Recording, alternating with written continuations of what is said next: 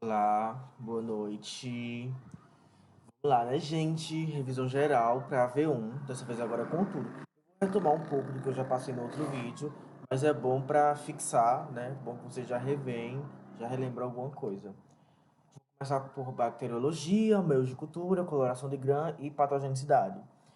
Aí, né, já é costume a gente começar pela morfologia, que são os cocos, bacilos e vibrião. Cocos, né? Streptococcus a cobrinha, Staphylococcus o caixinho de uvas, ou eles vários juntinhos e uma forma irregular.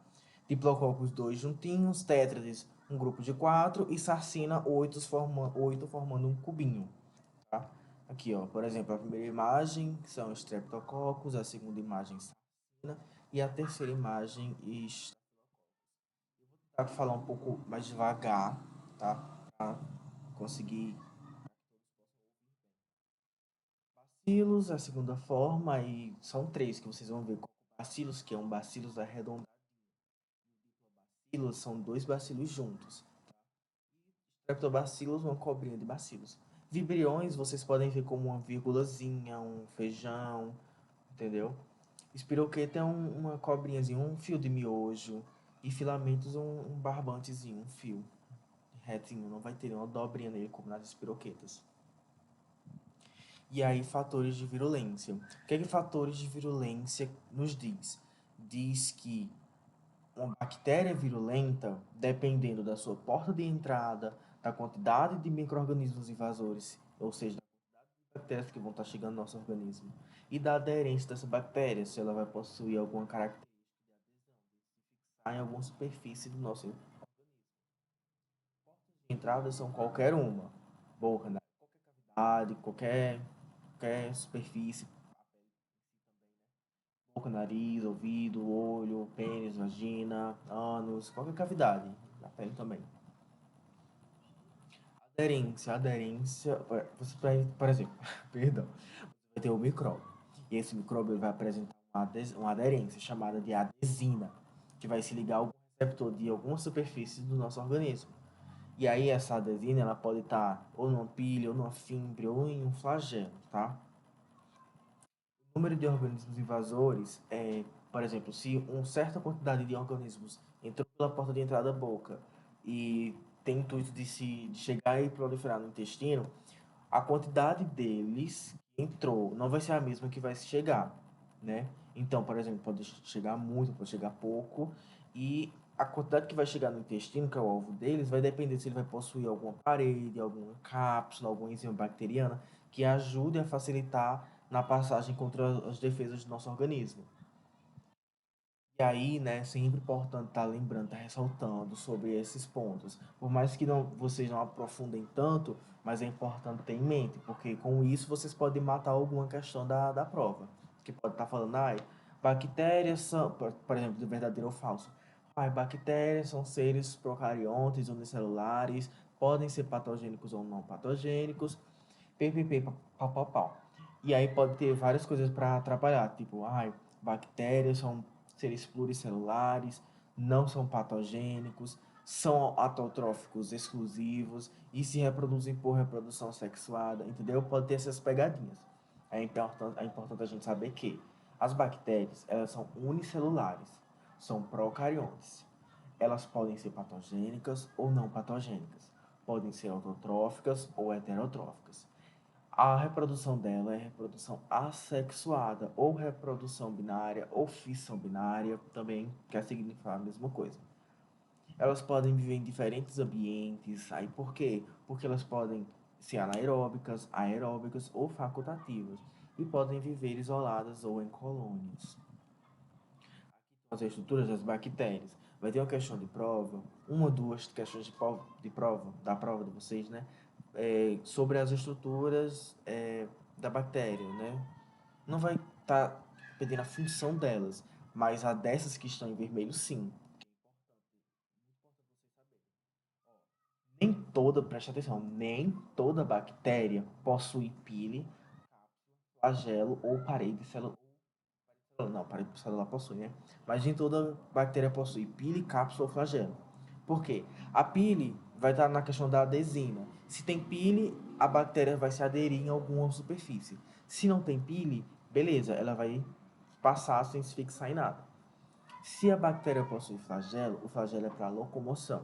Então ela vai se locomover, vai para o melhor lugar onde ela possa se proliferar, né, se reproduzir. Se ela não possui flagelo, significa que ela vai ser deixada levar pela corrente e onde parar tá ótimo. Tipo isso, sabe?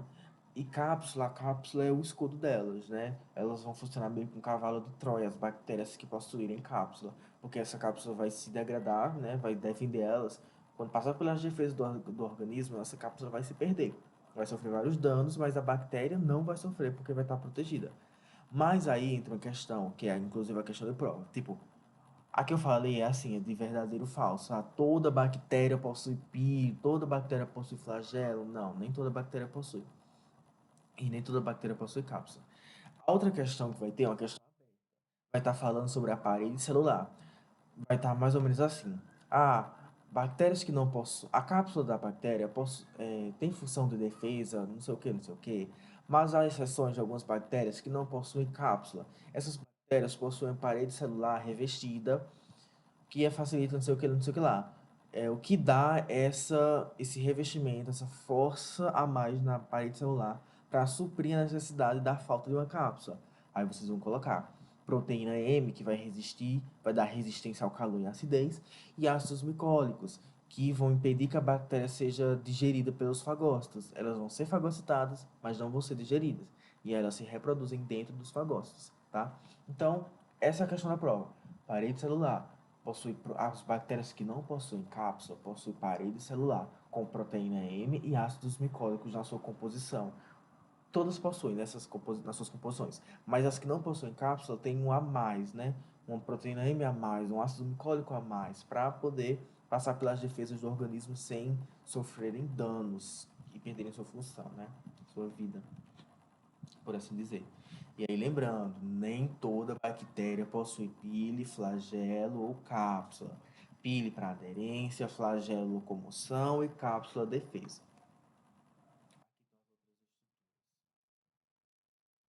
Agora, reprodução. Foi uma coisa que eu deixei passar despercebida assim. E alguém veio falar comigo: ah, Valber não coloca reprodução não. Aí eu fiquei: nossa, reprodução. Fui olhar o slide e vi que eu tinha pulado essa parte. E fiquei dando as aulas o tempo todo sem fazer isso. Mas vamos lá. Reprodução bacteriana, né? Durante o processo de reprodução, as bactérias elas vão precisar de condições específicas para contribuírem no desenvolvimento delas. E essas condições são os físicos-químicos, físico-químicos. Os fatores físicos que vão contribuir é a temperatura, o pH. Os fatores químicos são águas, carbono, nitrogênio, oxigênio e sais, né? Os nutrientes delas. E a reprodução dessas bactérias é por reprodução assexuada. O que significa isso? Uma célula filha vai começar a formar uma copiazinha dela e vai, no caso, vai gerar duas, não, uma célula mãe, perdão, uma célula mãe vai começar a gerar duas células filhas, cópias dela mesma. E aí, essas células filhas vão gerar outras células filhas e assim vão seguindo a reprodução até chegar o momento que ela pare, que é mais para frente a gente vai falar sobre a curva de crescimento bacteriano, que envolve um pouco disso. Aí vocês podem ver por reprodução sexuada, reprodução binária, reprodução ou fissão binária, alguns desses termos, tá? Mas todos querem dizer a mesma coisa, que é a reprodução da bactéria.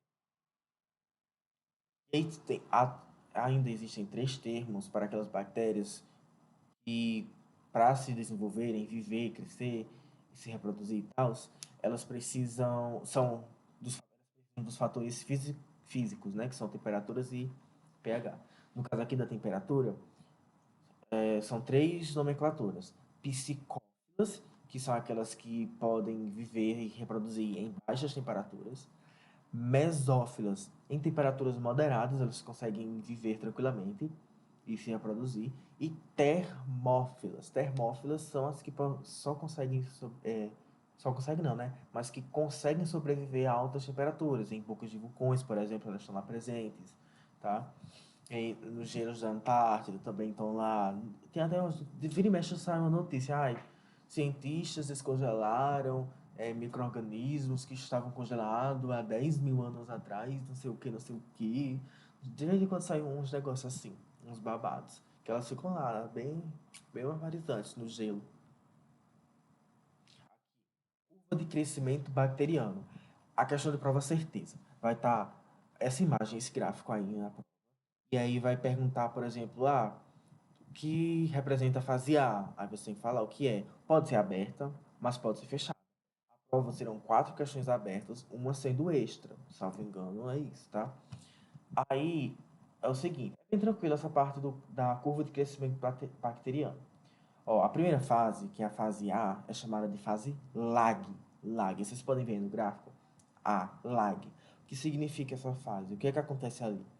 Está acontecendo, tipo, pense na bactéria em esporos, né? Dorminhocas.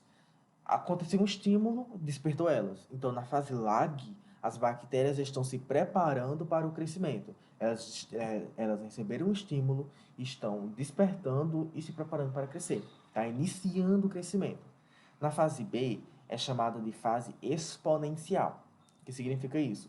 Ou fase Perdão, refluxo. Ou fase log, tá? Então, fase lag é fase A, iniciando o crescimento, tá vendo? Até tá baixinho a curva. E fase B, fase log, já é o crescimento bacteriano. E é um crescimento exponencial, um crescimento exacerbado, bem, ó, papum. Tá vendo? Começou a crescer assim, papo, cresceu bastante. Bem. E aí a fase C, né, terceira fase, é chamada de estacionária. Então, fase lag, início do crescimento. Recebeu estímulo, estão começando a crescer. Fase B, que é a fase log, crescimento exponencial de bactérias. Fase C é a fase estacionária. O que significa isso? Elas. Tá vendo que o gráfico parou ali? Continua reto? Então, elas meio que pararam o crescimento elas não estão crescendo nem morrendo, nem nascendo, nem indo de base. Elas estão paradinhas na delas, tranquilusas, aproveitando ali e tal.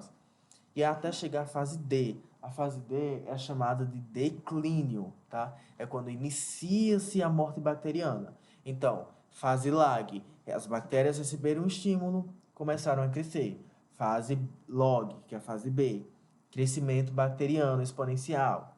Fase C, crescimento parado, passou um tempo parado. Fase D, declínio, iniciou a morte bacteriana. A questão de prova vai estar assim. De acordo com os seus conhecimentos sobre a curva de crescimento bacteriano, assinale a alternativa correta, vai ter a imagem do gráfico. A fase A representa chamada também de fase log, ó, já percebam, fase A chamada também de fase log, significa a morte bacteriana, tá vendo? Vai estar assim eles trocadinhos, então é importante vocês terem noção.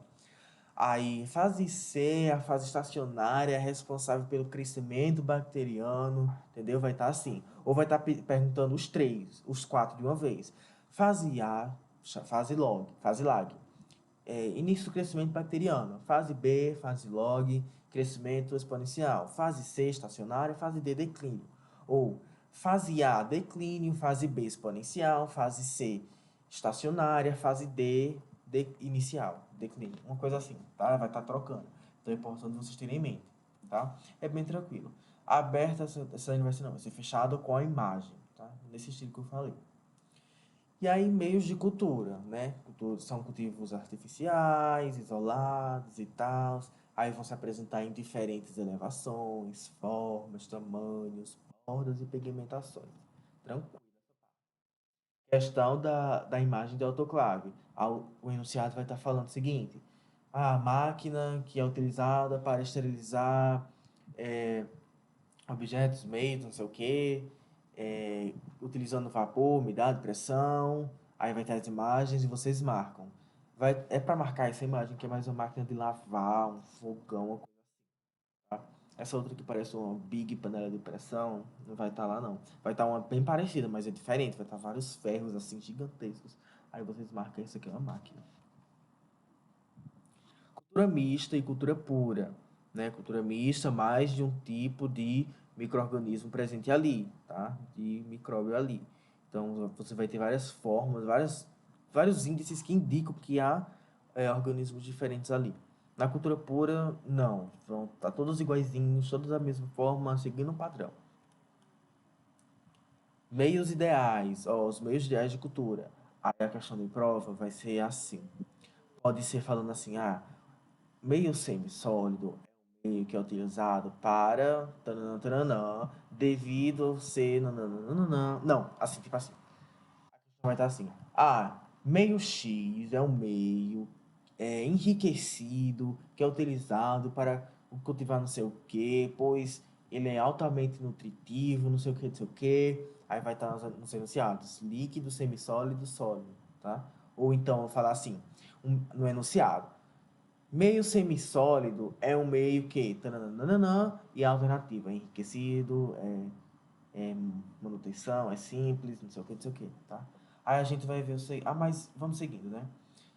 São duas formas que vocês vão ver os meios ideais. Meios ideais quanto à consistência, são três, semissólidos, líquido e sólido, e quanto à função, que é enriquecido, simples, manutenção e paranã, tá? Aí os meios enriquecidos, né? Aqui já, já é na função. Enriquecidos, eles são altamente nutritivos, tá? Ele é líquido, meio líquido é bem nutritivo, bem altamente nutritivo.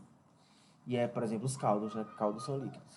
O meio simples, ele permite o crescimento, mas não atende à condição nutricional, não vai deixar a bactéria durar muito tempo, que é o H simples, que é o semissólido. O meio seletivo, ele isola um grupo, favorece esse grupo e desfavorece outro. São os caldos, os meios líquidos são isso, tá? São seletivos. Os de manutenção são os meios sólidos, no caso o H sólido, né? Porque vai dar um estímulo para crescer, vai dar um suporte, vai ajudar, vai favorecer a sobrevivência dessa bactéria por mais tempo, entendeu? É babado meio manutenção. Aí agora gram positiva. Gram positiva é a questão aberta, pode ser extra essa questão, mas é com certeza que é aberta. Vai pedir para você citar três diferenças de gram positiva e gram negativa. Três. Mas eles aceitam duas. Por quê? Que é o básico. Gram positiva possui uma camada espessa de peptídeo glicano e uma única camada de membrana plasmática. Gram negativa possui duas membranas plasmáticas e uma camada de peptídeo glicano, e essa camada é fina. Colocou essas diferenças, essas duas, ele está aceitando. Você fechou a questão, ganhou seu ponto. Não precisa colocar, de fato, três diferenças. Essas duas já são bastante, e ele aceita. Ele e a Elba também aceitam, tá? Os dois aceitam, no caso. Enfim, gram positiva, uma camada espessa de peptídeo glicano e uma única membrana plasmática. Gram negativa, duas membranas plasmáticas e uma de peptídeo glicano. A questão aberta, né, que são quatro, é coloração de gram, tá? Pode estar em alguma prova de vocês aí. Por que eu digo isso? Porque as questões serão diferentes para as provas, são vários tipos de provas. Pode estar só mudando a ordem ou pode estar pedindo uma coisa diferente. Por exemplo, na minha, pode pedir para eu descrever todos os passos. Na de fulano, pode pedir para descrever o passo um. Na de ciclano, o passo 2, entendeu? Tanto nessa questão quanto em outras abertas aí, de outros assuntos. Por exemplo, na de história da microbiologia, que eu vou falar mais na frente. Enfim, primeira etapa da grande... lembrem, anotem, pois vocês vão precisar descrever esses passos já na prova. São escritos, já. Essa questão não é fechada, é aberta. O primeiro passo é adicionar a coloração cristal violeta, né? Aplicar o cristal violeta, que vai dar uma coloração violeta, roxa, azulada, algo desse tipo, em todas que tiverem lá. Segundo passo, a gente vai fixar essa coloração nas grãs positivas com o iodo, né? O iodo vai fixar a coloração violeta na grã positiva somente na grã positiva. Terceiro passo, a gente faz a lavar, antes do terceiro passo, né? Mas você pode colocar aqui no terceiro passo, a gente faz a descolorização, a gente faz a lavagem com água ou com álcool, para retirar o cristal violeta que não ficou fixado nas grãs negativas, tá? No quarto passo, a gente adiciona a fucsina, que vai dar cor à grã negativa, uma coloração vermelha, laranja, marrom, tá? E vai depender da sua perspectiva. Então, primeiro passo, cristal violeta, coloração roxa em grã positiva. Terceiro passo, fixar a coloração roxa na grã positiva. Terceiro passo, lavar com água ou com álcool para retirar a coloração roxa da gram-negativa que não ficou fixada. Quarto passo, adicionar safrina para adquirir a coloração laranjada nas grãs negativas. E pronto. É isso. Eu falei que ia devagar, mas eu tô acabando indo rápido, né? Enzimas bacterianas. As enzimas bacterianas que vocês vão ver serão essas daqui, né? A coagulase, as quinases, hialuronidase, colagenase e proteases. Essas cinco. A gente começa com coagulases. Como eu já falei nos outros vídeos, né, nas outras aulas, a questão vai estar, o enunciado, falando assim, o seguinte. Enzima bacteriana que causa coágulo, transformando fibrina em fibrinogênio no sangue. Não sei o que, não sei o que mais o que lá. Aí a alternativa vai estar coagulase, quinase, hialuronidase, colagenase, tananã. E aí vocês marcam. Coagulases são aquelas que vão coagular, né, o fibrinogênio no sangue, vão estar formando coágulos, devido ao fator de aglutinação. A gente usa elas para distinguir diferentes estafilococos em laboratório. Por exemplo, estafilococos aureus, né? Tem um teste de coagulase. Que a coagulase ela é produzida, ela é uma proteína, né? Produzida pelo plasma, né? Lá no fígado e afins. E aí, essa coagulase, ela também é uma adesina que é produzida pelo Staphylococcus aureus. Pelo íquios intermédios também, mas é mais em alta no Staphylococcus aureus. Esse teste serve para nos dizer se você está contaminado com o Staphylococcus aureus. Se não for ele, se der negativo, vai dar outro Staphylococcus, tá? Mas se for positivo, é Staphylococcus aureus. Perdão. Perdão.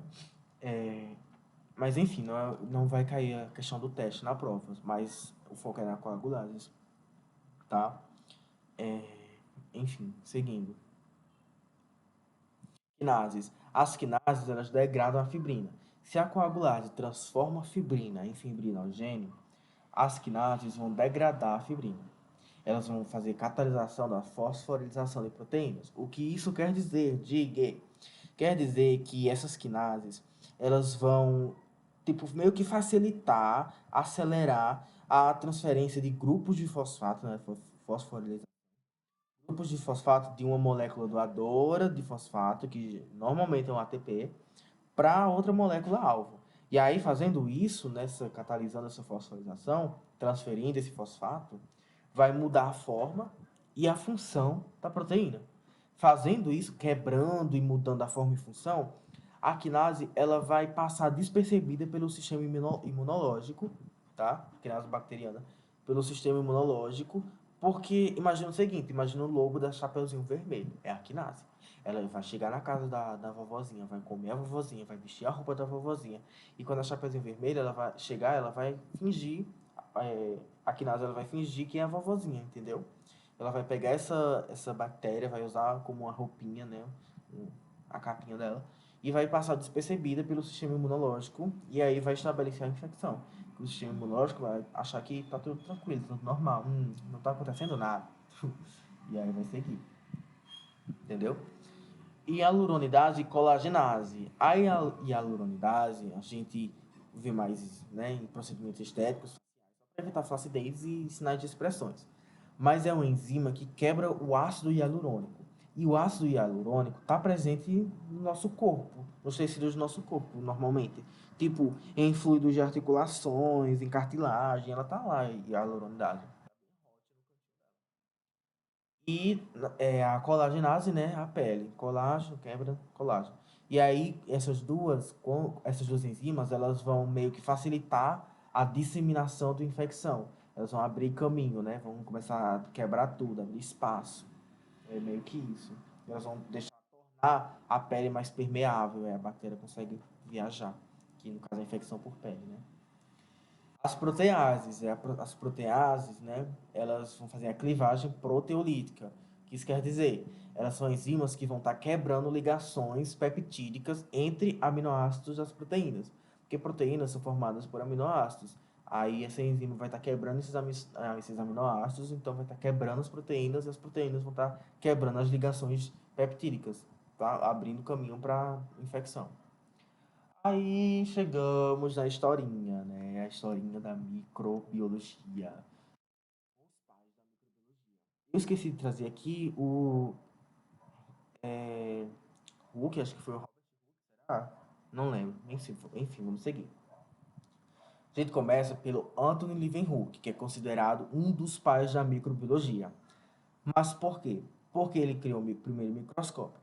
Ah, diga, então quer dizer que só por ele ter feito isso, ele já é o barbarizador da microbiologia, né? O paizinho.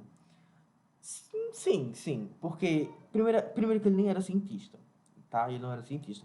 Ele era mais da indústria têxtil. Olha, indústria. Indústria têxtil.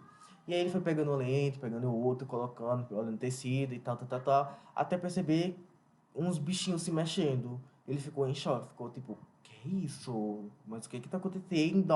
É a minha irmã. Aí ele falou, nossa, esses bichinhos aqui, o que é isso? Aí pegou a saliva para ver, viu que estavam presentes na saliva. Pegou amostras de rios de lago, estava presente no lago, nessas amostras. Pegou amostras das suas fezes, estava presente lá. Né? Que ele não tinha mais o que fazer, ficou incrédulo, em choque, e começou a olhar tudo. Eu faria a mesma coisa. E aí ele decidiu escrever uma carta para a Sociedade Inglesa Real, né, falando assim, gente, então, peguei várias lentes, peguei várias lentes, juntei num tubo e observei criaturas pequenininhas, que eu as chamei de animáculos, em salivas, rios, fezes e, e afins. E aí, eu tô incrédulo, tô em choque, olhem isso daí, vejam como qual é que é desse babado. E aí a Sociedade Inglesa Real viu e ficou, caramba, caraca, tem que ser divulgado. Isso é uma inovação revolucionária, entendeu? Então é assim, aí surgiram as fofocas, né? Da biogênese, da geração espontânea. Então, esses pequenos seres nos dão vida, formam a vida, isso é a essência da vida. Eles geram vida espontaneamente, vamos chamar de geração espontânea. Foi assim não, né? Mas foi de ouvido em ouvido aí. Ah, nossa, geração espontânea? Caramba, então quer dizer que um punhado de lama pode virar um sapo? Passada, menina, passada, passada, passada, passada. E aí chegou o barbarizador, né? Louis Pasteur. Ele falou que geração espontânea? Como assim? Uma terra pode virar um animal? Não, está certão. Peraí que eu vou provar por A mais P. E foi isso que ele fez, né? Não acreditando nessa teoria de biogênese, ele foi fazer experimentos. O famoso experimento dele, né, que é o caldo, pegou o caldo de cana, colocou nos tubos, nos frascos, esquentou, deixou passar alguns dias. Alguns tampados e outros destampados. E aí, nesses frascos tampados, não cresceu nada. Nos destampados, cresceram. Nos que estavam tampados, cresceu só uma coisinha aqui, ali. Aí ele só deu uma esquentadinha e pronto, tava limpo. E ele ficou tipo, peraí, os frascos tampados não criou vida. Os que não estavam tampados, em alguns dias já estavam cheios de vidas, cheios de bichinhos andando no caldo. Como assim? O que é isso? Isso quer dizer que o que é que tem um que não tem no outro? Um está tampado, outro destampado, tampado, destampado. O ar. O que está tampado não tem ar. É isso? Será que é isso? Eu acho que é isso. E aí ele fez um segundo experimento. Dessa vez ele pegou um frasco boca de cisne, que é o que vocês estão vendo aí nessa segunda imagem. Ele fez a mesma coisa, né? Pegou o caldo, colocou no frasco, esquentou, deixou passar alguns dias. Só que aí passaram-se dias, semanas, meses e nada de crescer nenhuma vida ali. E ele ficou tipo, nossa, então eu tô certo, eu não tô maluco, eu não tô louco. Por quê? Porque os frascos boca de cisne, enquanto o caldo está evaporando, né, as gotículas vão subir, vão descer pela boca do cisne ali. E os micro-organismos que estão no ar, né, os micróbios no ar, eles vão chegar, vão entrar e vão se fixando nessas bolhas que vão ficando na boca do cisne. E não vão conseguir chegar no caldo propriamente dito, né? No caldo lá barbarizante, barbarizado.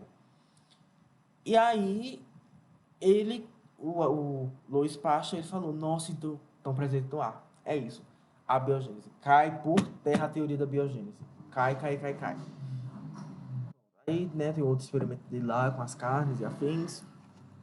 Tempo vai, tempo vem, chega a ele um problema, né? Azedamento das bebidas. Ele começa a estudar. Nesses estudos, ele viu que ele descobriu a fermentação, né? Os vinhos e tal. Quando eles estavam conservados, né, estavam sem oxigênio nem nada, havia alguns micróbios que ele chamou de leveduras, né, que são denominados, na verdade, ele não chamou, eles são denominados leveduras, que utilizavam açúcar e convertiam em álcool na ausência do oxigênio, né? Para descobrir o azedamento, ele descobriu a fermentação, né? A fermentação, essas leveduras, na ausência do oxigênio, transformavam o açúcar das frutas em álcool, né? E aí ele foi para o azedamento. O azedamento estava acontecendo devido à presença de oxigênio nessa conservação de bebidas. Por quê? Porque na ausência dele, do oxigênio, no caso, havia alguns micróbios, né, diferentes das leveduras que transformavam o álcool em ácido acético. Então, imagina só que estava lá conservado, estava fermentando e oxigênio entrou. Alguma abertura provocou oxigênio, né, entrada de oxigênio. E com o oxigênio entrou esses micróbios. E esses micróbios começaram a transformar o álcool em ácido acético, que é o que a gente conhece como vinagre. E para solucionar isso, o pastor pensou, e se eu aquecer? Aí ele foi aquecendo, aquecendo, aquecendo. Não é algo definitivo, mas ele aqueceu a um tempo e temperatura suficiente para matar os micróbios, né, que estavam no azedamento e livrar do azedamento. Então ele deu o nome de pasteurização, né? Esse babado de aquecer a bebida para evitar o azedamento. E aí vai, anos vem. E os estudos de Louis Pasteur de que os micróbios estavam presentes no ar chegou aos ouvidos do médico Joseph Lister, né? E aí o Joseph Lister partilhou desse mesmo pensamento e ficou, nossa, isso é verdade. Isso é verdade, verdade, verdadíssima.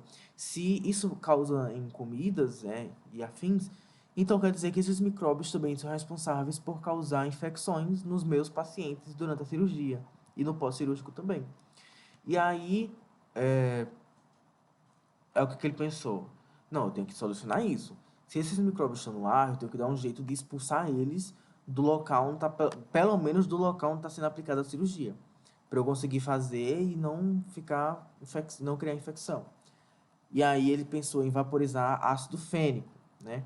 E em 1865, datas não são importantes, mas lá nesse ano ele conseguiu realizar a primeira cirurgia, né, utilizando o ácido fênico para eliminar os micróbios. Foi apenas um teste, né? Ele propôs e o pessoal, não custa nada, vamos ver.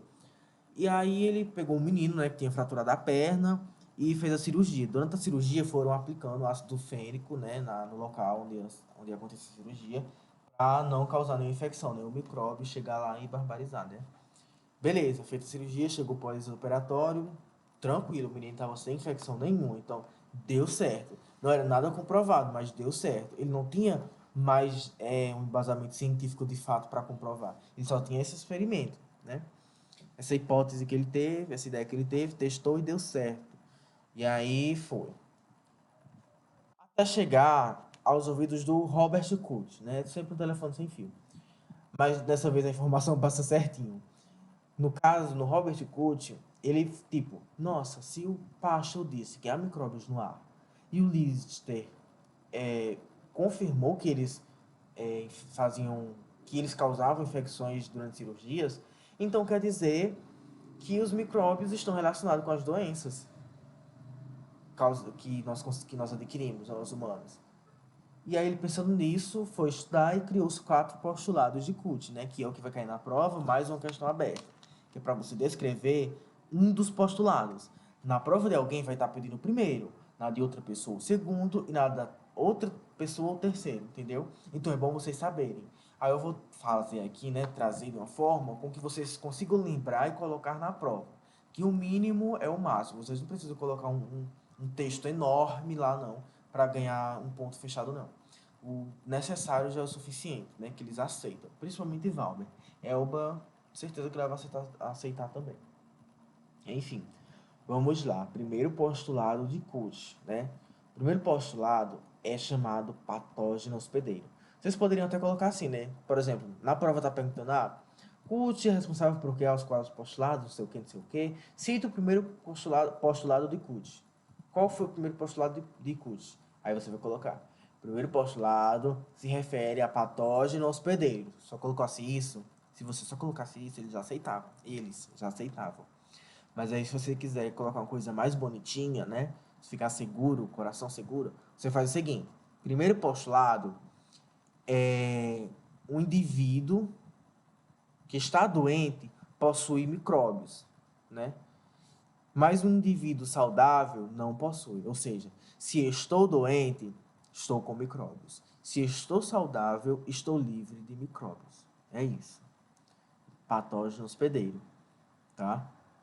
Se eu estou doente, estou com micróbios. Se eu estou saudável, estou sem micróbios. Segundo postulado, isolamento do patógeno. O micro-organismo ele vai ser isolado do hospedeiro e vai cultivar em uma cultura pura para observar. Então, segundo postulado, retirar o micro-organismo do hospedeiro e cultivar numa cultura pura. Pronto. Isolamento do patógeno. Terceiro postulado, né? Se no segundo a gente isolou, no terceiro, inoculação do patógeno e reprodução dos sintomas. No terceiro postulado de Cuth, você pega aquele patógeno, cultiva em um meio saudável, né? Por exemplo, um rato, um camundongo, e observa os sintomas que esse rato camundongo vai apresentar, se são compatíveis com o que o hospedeiro humano apresentou. E aí entra o quarto postulado, né? Que é reisolamento do patógeno, que é um micro-organismo, quando ele é reisolado do hospedeiro, ele deve ser reisolado do hospedeiro, agora doente, ou seja, peguei do homem, coloquei no rato, observei os sintomas, peguei do rato, coloquei no meio de cultura e identifiquei para observar se são compatíveis, se são iguais ou se é uma variante, entendeu? É isso, quarto postulado, reisolamento do patógeno. Terceiro, inoculação do patógeno e reprodução de sintomas. Segundo, isolamento do patógeno. E primeiro, patógeno hospedeiro. Aí, chegou um carinha, né, chamado Alexander Fleming. Ele chegou assim por um acaso. Juro. Ele, tipo, ia sair de férias, aí ele deixou algumas placas, alguns meios de cultura no laboratório, já com as bactériazinhas, né? E deixou lá e entrou de férias. Quando ele voltou de férias, em 1928, ele observou em uma de suas placas que havia crescido um fungo e ao redor desse fungo havia um halo. Halo é essa parte, esse círculo transparente ao redor, tá vendo? Vocês estão vendo o mouse? Aqui nessa imagem. Isso aqui a gente chama de halo. Perdão. Aqui, por exemplo, ele observou que o fungo que tinha crescido era um fungo do gênero Penicillium. Penicillium. E ao redor do fungo não crescia bactéria. A bactéria aqui, o fungo e o halo aqui, ó. Esse fungo estava reduzindo, impedindo o crescimento dessa bactéria ao redor dele. A bactéria não conseguia crescer ao redor por causa disso. E aí ele foi estudar mais, né, para saber o porquê disso. Fez alguns testes e tal. Nisso, ele denominou, ele o chamou, né, de penicilina, devido a penicillium, né, que é o gênero. E observando essa característica de impedir o crescimento bacteriano, ele criou o primeiro antibiótico para ser usado em infecções bacterianas. O Alexander Fleming criou penicilina, o primeiro antibiótico para usar. Ou seja, ele meio que derrubou totalmente o que o Lister tinha pensado para impedir as infecções bacterianas com ácido fênico, né? Vaporização de ácido fênico. E aí, com a penicilina, revolucionou a indústria. O Alexander Fleming foi o divo pop da época. Foi, assim, a Olivia Rogério. Aqui é a linha do tempo, né? Que eu passei para vocês só para atividade. Não precisa decorar os anos da linha do tempo, não. Você sabe quem é a pessoa e o que fez. E é isso. Biossegurança, para finalizarmos. Biossegurança, questão que vai cair sobre EPI, EPC e os tipos de agentes. No caso, na sua prova pode cair um jaleco e perguntar se é um EPI ou um EPC. Pode cair uma essa luva aqui de cirurgia, né, luva clínica, ou a luva de borracha, tá? Látex, luva de látex ou luva de borracha. Perguntando se é um EPI ou um EPC, tá? No caso, luva de látex é EPI. A luva de borracha é EPC, óculos é EPC, jaleco é EPI, touca é EPI, máscara é EPI. tá? Vocês já sabem, né? Vai ter a imagem lá, vocês marcam direitinho. Quanto ao tipo de agente, vai ter uma ou duas questões, né? Sobre... É importante vocês saberem que os riscos químicos, eles são riscos que, ao serem inaladas, ingeridas ou entrar em contato com a pele, podem causar um dano. Os riscos físicos estão relacionados ao ambiente de trabalho e podem causar danos, né, danos graves ou não, ao profissional. E aí o risco físico é importante em EPC. O risco químico faz uso de EPI, tá?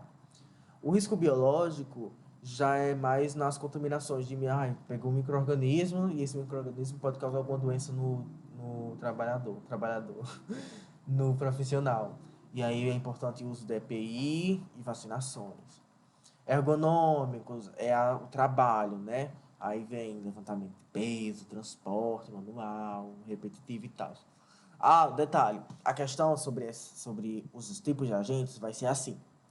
Ou vai ser um exemplo, né, de alguém em algum momento e tal, e pedir para você citar, falar, marcar a alternativa de qual tipo de agente é aquela situação, né? Vai ser mais ou menos assim, ó.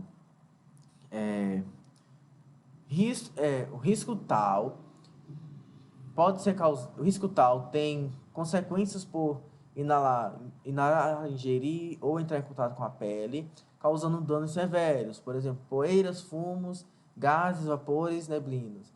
Que tipo de risco é? E é classificado com a cor vermelha. Então é importante lembrar a cor, porque se você souber da cor qual tipo de agente, você já mata a questão.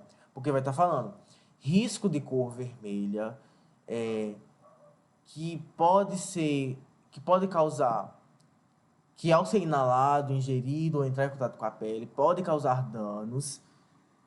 É o risco, qual risco se refere? Aí vai ter lá, químico, físico, biológico, ergonômico. Aí você marca. É só isso. Alguns, né? Ó, a bota de borracha, luva de borracha, óculos de borracha e outro óculos também de plástico são EPC, EPC compartilhado, tá? Já o restante, jaleco, touca, essas coisas, máscara, EPI. Aqui algumas técnicas, né, para diminuir ou inibir ou eliminar a variedade de micro-organismos. Lavagem das mãos, né, antisepsia, limpeza, desinfecção, esterilização. Lavagem das mãos não vai cair, mas já sabe qual é, como se faz também. Antisepsia vai cair, pode ser que caia, mas pode ser que seja substituída por desinfecção, esterilização, né? Mas a antisepsia você vai eliminar as formas vegetativas de bactérias. E aí você vai usar substâncias, né, químicas, que são os antissépticos. E a asepsia é só para impedir que o meio seja contaminado. É só fazer uma limpezinha simples. E a limpeza, né, a limpeza em si. Questão: desinfecção ou esterilização. A desinfecção é a redução. Desinfecção é redução desses organismos vegetativos no ambiente, tá? E aí geralmente usa-se desinfetantes. Por exemplo, quando você vai realizar a limpeza da mesa de refeição do paciente, ou vai limpar as grades de proteção do leito do paciente, tá? Só uma desinfecçãozinha babadeira já barbarizou. A esterilização. A esterilização é a destruição desses micro-organismos nas formas vegetativas. E aí você pode usar por meio físico, né, que é o calor, que é autoclave e tal, ou por químico, que são soluções, né, esterilizantes. Então, tipo, catéteres, drenos, tubos, são materiais que vai ser rotineiramente esterilizados. Por quê? Porque você vai estar reutilizando eles. Os descartáveis você joga fora, mas alguns até dá para reutilizar. Entrou com contato com substância, esteriliza, dá para utilizar novamente, tá? É isso, gente. Eu posso passar uma atividade antes da prova, né? Até quarta, por exemplo. Eu lancei um no grupo, eu acho. Porque tá bem atrasado e eu quero atualizar ela. Uma atividade que eu já tenho, umas 20 questões, eu acho. E aí eu vou ver, passo para vocês, né? Mas se eu for mudar alguma coisa, eu aviso. Se eu não for mudar, eu mando logo ela e o gabarito também. Boa prova, estarei com vocês lá, mas eu não estarei por muito tempo, principalmente a turma da manhã, porque eu também estarei fazendo prova. Então, provavelmente eu nem consiga pisar lá na sala de vocês, mas à noite eu estarei. Mas assim que eu chegar na sala, se tiverem alguma dúvida, me chamem, falem comigo, me utilizem lá, me dê algum uso, pelo amor de Deus. Que eu ajudo, gente. Os professores vão olhar com cara feia, não vou querer ajudar, não vou querer dar uma diquinha, mas eu vou estar lá para barbarizar no sigilo, tá? Ah, no sigilo perigoso. É isso. Kisses, gatas, cheiros.